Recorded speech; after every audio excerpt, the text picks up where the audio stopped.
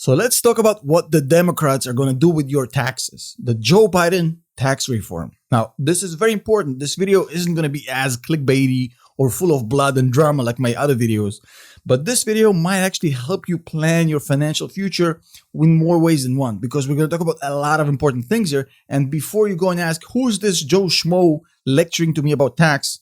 I just want to show you that I actually know what I'm talking about, because I used to do this for a living for over 10 years. But here's my tax LLM from the University of Michigan. I'm not going to dox myself, so I did hit my name. But this is legit. As you can see here, I know what I'm talking about. I actually went through a tax LLM and I did tax structuring for clients pretty much for a decade. Small, medium, multinationals. So I do know what I'm talking about. And even though I'm not directly affected by a lot of these provisions, since I'm not in the top 1% yet, you guys may take me there, but this is still really important to understand. Now, check this out. In this video, we're not going to do the hype, the mainstream media bullshit. We're going to be logical, rational, and analytical. And just to be clear, this is not a political video. In fact, it's apolitical. It's not partisan, because whether you're Democrat or Republican or unicorn, you still have to pay the same taxes. So it's about money. It's about how this plan may affect your pocket, regardless which candidate you voted for. I'm going to simplify this into 3 stages. 3 questions. Question number 1, what exactly is Joe Biden proposing without all the mainstream bullshit and mainstream hype? The actual changes that are relevant for you. Number 2, what is his stated goals with this plan? What is he trying to achieve by using these changes? And number 3, will this be effective, and what exactly will happen in the real world if this plan gets accepted as is?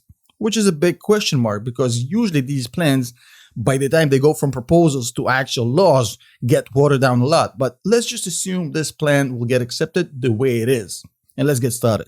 My name is Tom Nash, and I quit my corporate job as a senior financial analyst to break down companies for you. If there's one thing you need to know about me, I don't take bullshit from anybody. So let's talk about numbers. None of this hype, none of this bullshit, just numbers and what exactly is proposed and how it affects you. Just the main stuff, none of this other crap. So first of all, number 1, he is proposing to increase the individual tax rate from the top tier of 37% to 39.6%. Number 2, a corporate tax rate increase from 21% to 28%. Number 3, imposing a minimum tax on corporations of about 15%, if I'm not mistaken. By the way, that's kind of an anti-Amazon planning tax. So essentially, if a corporation makes a lot of money, but they use a lot of deductions and loopholes, and they basically reduce their tax liability, this will bring it back to 15% or whatever it is. Number 4, increasing the capital gains tax and dividend tax from 20% all the way up to 39.6%. So essentially double. And lastly, we have a 12.4% payroll tax increase, but only for employees that get over $400,000 per year. So very expensive employees like CEOs and officers. So what is Joe Biden and the Democrats are trying to achieve with this new tax reform, this new tax plan? Well, there's 4 of them. Number 1 is increased overall wealth. Of course, that's every plan's stated goal. Number 2, increased collections. More tax means more collections, right? Well, not exactly. I'll explain later.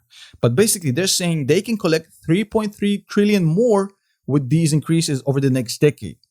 Number 3 is decrease avoidance. Essentially, disincentivize people from, avoiding tax.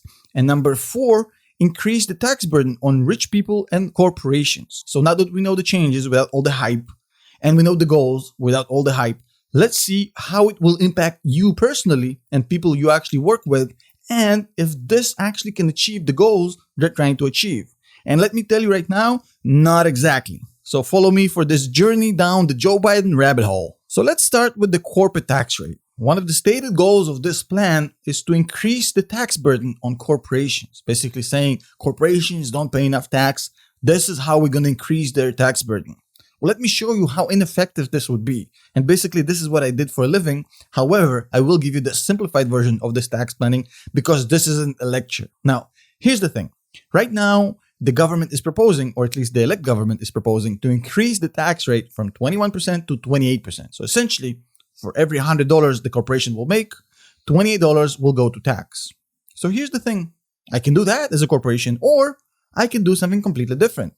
Once this enacted, I can just set up a company in Cyprus. Just an example. So Cyprus actually has a domestic corporate tax rate for corporations of 12.5%, which is much lower than the planned 28% in the US. So how will this work? Well, check this out. So I set up a Cypriot corporation, a corporation resident in Cyprus, and I have a US corporation.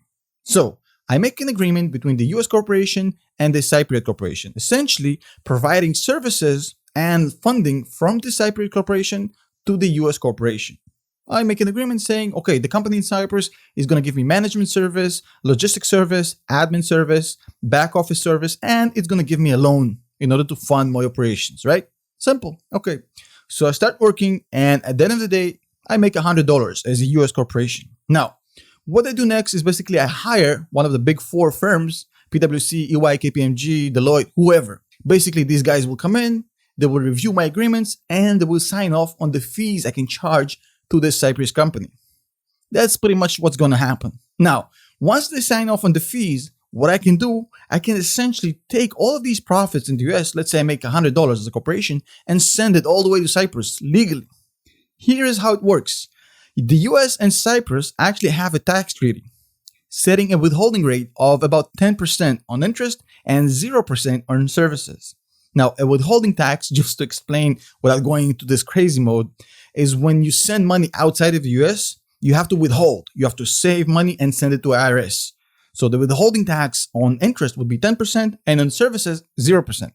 So if I'm sending, let's say, $90 from the US company to the Cyprus company before I pay tax in the US because it's an expense, I'm left with $10 of profit in the US because I have a $90 expense. Now, these $10 which I'm left with in the US gets taxed at 28%, meaning the US government gets $2.8 and I get to keep $7.2. Simple. Now, these $90 travel to Cyprus, and when they get to Cyprus, they actually get to pay corporate tax because this is income for the Cypriot company. Now, before you jump in, all of you tax experts, I know I completely ignored the 10% withholding on interest, but since it's creditable as a foreign tax credit in Cyprus, and the Cypriot tax rate is 12.5%, which is more than 10%, I'm going to ignore it because it's pretty much going to nullify itself. And if you want a more in-depth explanation why I ignored the withholding tax, just shoot me a DM on Twitter at @IamTomNash, and I'll be happy to explain. So now I have to pay corporate tax locally in Cyprus, 12.5%.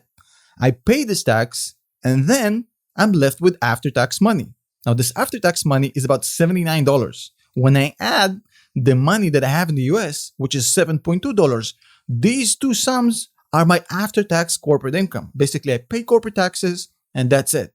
Now, this amount is actually $86 if you combine these two amounts. So my companies now hold $86 after tax, which I'm free to do whatever I want with. Invest in new projects, buy companies, do whatever I want. Now, I know there's a lot of anti-avoidance provisions, subpart F, guilty, all that stuff. There's a way to avoid that as well. We're not going to get into it in this video because it's quite complicated. So to recap, we have $86 sitting in two countries after tax corporate. $86 free money after tax. That means we paid a total of $14 of tax in both countries, meaning our tax burden is now 14%. Corporate tax income effective globally is 14%. If the tax rate in the US is 21%, I'm probably not even doing this planning. Why would I? For 7%? I'm not gonna fuck with the IRS for 7%. But if this is literally half of my tax burden, I might do it. So actually raising the corporate tax will incentivize more people to engage in more aggressive international tax planning to avoid US tax payment, which eventually would lead to a total collapse of their theory about more collections, more wealth, and all that good stuff, as I'm going to explain in a second. And actually, I'm not the only one saying it. According to the Tax Foundation's equilibrium model, over the next decade, if this plan gets accepted, the GDP, the gross domestic product of the US, goes down by 1.62% over a decade, which is insane. By the way, it's been around for like 80 years. It's a nonprofit. All it does is literally analyze financial impact of social policy and tax policy. So it is pretty much their job to say, okay, what will happen if you enact this plan? It's not biased, it's not political, and they're saying that the GDP will go down if you enact this plan. And let me explain why in a very simple example. So about 100 years ago, give or take a decade, the US had a provision that basically set the highest individual income tax rate at 90%, 90. I know that sounds crazy, but this is exactly what happened. So if you earn more than a certain amount of money, For that top rate, you pay 90% tax. That is insane. By the way, you have to understand that this is a progressive tax. So you don't pay 90% on your entire income. You just pay 90% on that final threshold. So let's say if it's for 500,000 and more, for the first 500, you don't pay 90. But let's say you made more than 500, let's say you made 600, for that extra 100, you do pay that 90%. So I hope that was clear. Probably not. Let's move on. So anyways, you have a 90% tax rate, and Ronald Reagan used to be an actor in those days before he was president. And he actually explained why he's only making 2 movies per year. Because if he makes one more, his tax rate will go to 90%. And there's no sense in making a movie where 90 cents on the dollar go to the government. So that's a great example to show you how economic growth and GDP goes down with a higher tax rate. When you have a higher tax rate, you create a negative incentive for your economy to grow and to make business, because after a certain threshold, they literally have less incentive to go out and create money, wealth, and product. So higher tax rates definitely don't mean more GDP and more money and more wealth. The other thing I think this tax reform kind of misunderstands is how mobile these multinational corporations are. When you talk about these rich multinationals like Amazon, Facebook, Google, they're so rich, their ability to move around is insanely high. So when you increase the tax rate in a certain geography, they have enough resources and logistics to move to another more favorable tax jurisdictions. It's quite simple. What you need to understand that a lot of these multinationals and high net worth individuals are very mobile. They're not constrained like most of us with an apartment, a mortgage, and schools. They can move around as much as they want. Look at Joe Rogan, for example. He moved from LA to Texas just for tax purposes. In fact, the whole idea of the Trump tax reform, not that I'm endorsing Trump, but the tax reform had a stated goal of reducing tax rate in order to incentivize multinationals to come back home. It actually makes a lot of sense, regardless if you like or hate Trump. Here's the thing. This plan will achieve the opposite. When you raise the taxes back to 28%, a lot of these companies will just move out. And here's something you need to understand. Much like in client acquisition, the whole tax issue is basically a competition. More corporations will be incentivized to leave the US for more favorable tax jurisdictions. It's quite simple. And here's an important principle that some governments understood early and some are still struggling with, like Biden and the Democrats, for example. But there are other examples around the world. It's not a Biden problem. It's just a concept problem. Some governments understood that principle early and are making a lot of money. The principle is that taxpayers, and when I say taxpayers, I mean high net worth individuals and companies and multinational companies, they're customers. You're offering a service. Your tax rate is your service. Hey, look at my country. I can speak English. I'm not blacklisted. I have a great stable banking system. I'm politically stable and my tax rate is only 12.5%. Right? Great. Or, hey, I'm an offshore shelter. My tax rate is 0%, but I'm incredibly unstable and I'm on a blacklist. So all of these products are spread around the globe, and these companies need to pick one where to put their business. They're looking for a healthy mix. For example, Ireland served that purpose for a lot of these reasons. When the US raises the tax rates to 28% without really giving more products around it to incentivize people to stay, they're going to buy a better value product. It's as simple as that. Governments need to understand that the tax system, as far as it comes with multinationals and high net worth individuals, is a product, and these are customers. And you know what they say about customers. It's 10 times less expensive to retain a customer. So no matter how you spin it, it's much simpler to get companies to stay in your jurisdiction rather than to get them back after you booted them out by increasing tax rates. And the main conceptual problem with these high tax governments is the fact that they're too busy focusing on the wrong thing.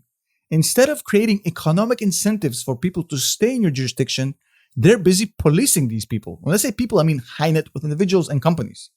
So you can create all of these anti-avoidance provisions, such as Subpart F, guilty. In fact, Biden proposed to double the guilty tax. You can create more incentives. You can create more provisions that actually create more anti-avoidance rules. And you can do that all day, but it's a game of cat and mouse. Eventually, the mice have much more resources, much better tax planners, and they'll find loopholes and a way out. That's just the game. Or, instead of playing this cat and mice game, which the government keeps losing year after year, it's like the freaking Roadrunner. Just be smart. create an incentive plan, an economic incentive plan to get these people to stay and to pay taxes, and then you won't need to police them. This assumption that people will always try to avoid and evade is wrong. If the tax burden is not high, there's not going to be as much incentive to spend resources, time, and taking risks to avoid and evade taxes. It's that simple, but these governments seem to just not understand that. Just look at the numbers. If I'm a shareholder of a US company right now before this tax reform, I pay a total burden of 21% corporate tax rate and another 20% when I actually get a dividend distribution. Meaning, I pay about $36 on every $100 as tax, and I, as a shareholder, have $64 after tax. That's high, but it's still reasonable. There's much lower tax rates around the world, but at least it's within the realm of reason. According to this new proposed plan, I'm going to be paying, get this, 39% individually when I withdraw the money as dividends, and another 28% for the company as corporate tax. Meaning, I'm going to be paying about $64 of tax on every $100 as a shareholder. Meaning that I, as a shareholder, will have $36 on $100 in my pocket after the entire set of taxes. Which is insane. This isn't communism. This is the freaking United States of America. And despite everything I said, I don't think you should be angry. Because this is just a proposal. Nothing more. For this proposal to become an actual law, it has to go through the meat grinder that is the legal system and the legislative system. Which means that if we see this plan at the end of this road, if any, it's going to be completely different, probably much more watered down. So there's nothing to fear here as far as this thing getting accepted as is. In fact, let me tell you a joke that explains this the best. What is a donkey? A donkey is a horse that went through the legislative system.